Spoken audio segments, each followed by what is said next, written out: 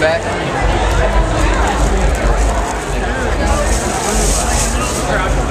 So what's going on, YouTube?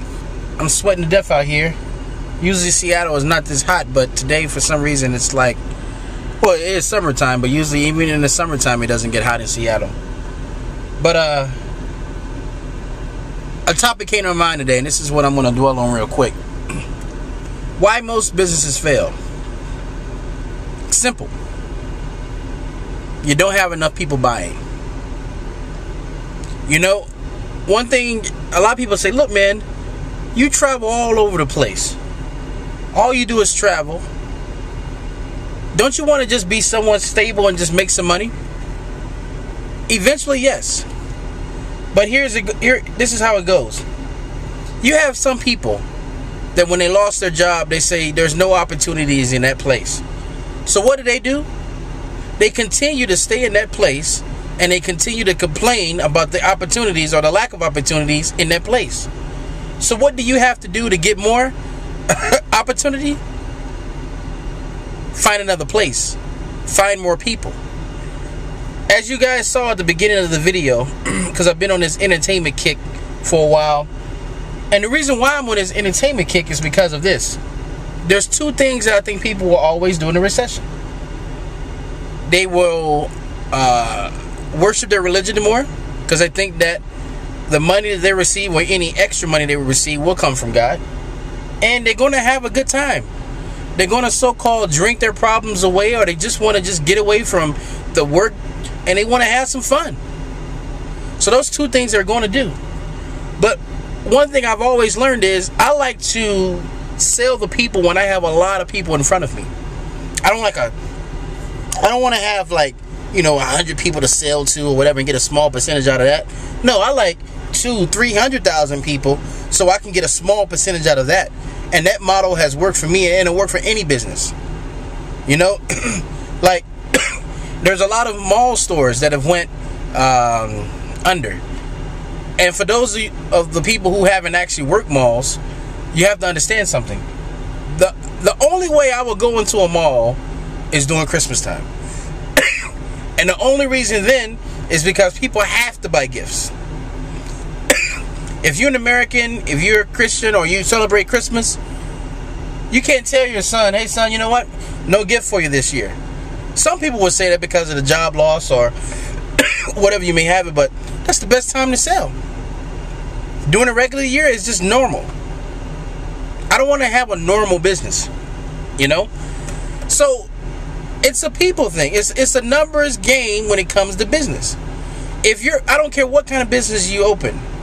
If you don't have the right number of people coming in buying your product, you're not going to make it.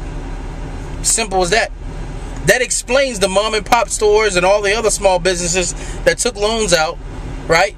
Who basically took a big gamble with a small amount of people, and it didn't work. So I just like to go where people are gathered and then get the money at that point. So that's my take on why businesses are not working. And it's simple, But getting back to this investment club deal, I've been asked many questions like, why do you want to do an investment club? What's the reason for this? And I'm going to tell you the reason for this. We all know that making mistakes is how human beings learn. Now think about it. I just tell you a conversation I had with a guy. So I'm out here at this music fest now, and this guy was like, we were talking about promoting shows, and he said, I'm a promoter. So I said, tell me a little bit about it. And he said, well, it's not all, cake and gravy. I mean, you have your ups and you have your downs. He said, when I first started out, I lost $10,000. That's a problem to me. I'm not saying that I'm so almighty that I won't lose money, but this is the very reason why I like investment clubs. I like people coming together to invest in things. Because, first of all, it's something about the first something where you're not going to be on the top of your game. Like, I do believe in hiring an expert and letting that person take control of everything. But for one person to lose $10,000, a lot of times that can be bankruptcy for a person. You see, if I want to lose something, I'll lose $500 to $1,000. But I don't want to lose that.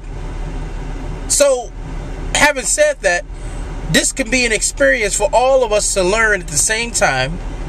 We learn our strong points, we learn our weak points, and we move on. We can make things happen in places that they don't get much entertainment.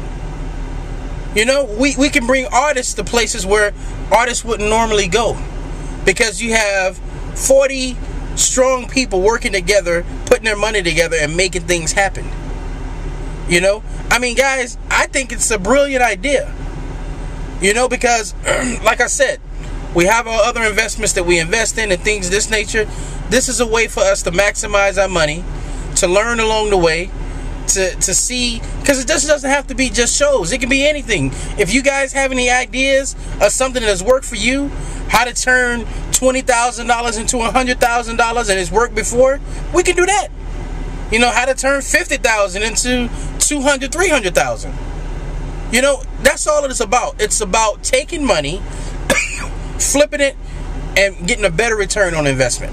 That's it. So that's my talk to them. I'm kind of rambling. You know, a lot of times when I get out at these shows and stuff, my thoughts are real scattered because I have so many things to focus on. But let me hear your questions, your comments, guys. And I'm still coughing. I don't know what's going on with me here, whatever. But let me hear your questions and comments, and we'll talk again. Until next time, signing off.